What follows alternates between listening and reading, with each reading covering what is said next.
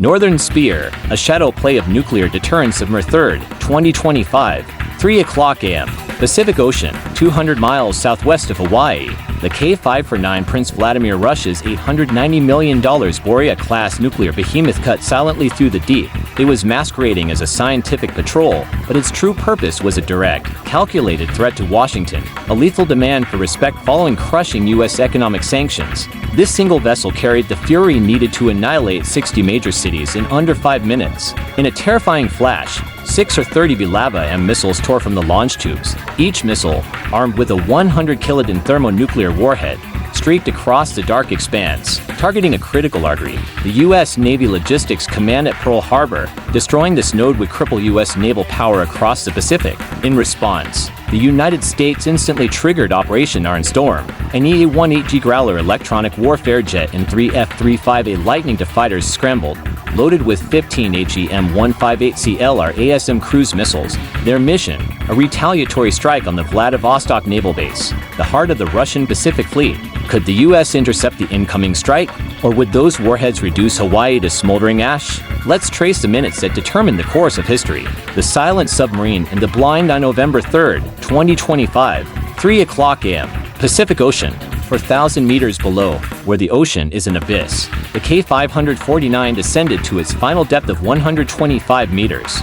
Within the 16,000-ton steel hull lay the 6 R-30 Bulava M nuclear missiles. This was the centerpiece of Operation Northern Spear, approved in Moscow on October 2, 2025. Its objective was not outright war, but to instill fear in Washington and force a political reversal. Control panels glowed with ominous red light. The captain watched the clock tick down. Then, the encrypted message sliced through the silence. Prepare for test launch. Target Hawaiian perimeter. 6 words that sealed a devastating outcome. The coordinates were locked. Latitude 20.8 north, longitude 156.3 west. This was less a military strike and more a global political statement. 9:45 a.m. off the coast of Oahu, Hawaii, at the U.S. Navy Logistics Command, the $240 million SPY-6 radar ray, the island's primary shield, had been offline for 48 hours due to a minor software glitch. Both redundant backup sensors had also failed, leaving the entire Hawaiian perimeter critically blind. 9 miles offshore, the Russian submarine quietly ascended to 90 meters. The captain issued the final, chilling command: "It's time. Launch." Impact and aftermath. 10:02 a.m. 6 R-30 Bulava missiles exploded out of the depths, tearing through the surface with 800 tons of kinetic energy, racing toward Oahu at Mach 6.9. The base's antiquated Patriot PAC-3 defense system launched 15 desperate interceptors. 5 were taken down, but 2 broke through the defense shield. The first missile struck a large fuel depot, igniting 3.8 million liters of jet fuel in a massive fireball. Moments later, a second missile hit the main power plant, causing significant damage. The immediate aftermath resulted in 17 fatalities, 320 injuries, and extensive burns to 89 individuals, with damages estimated at over $6.3 billion. This prompted a global debate.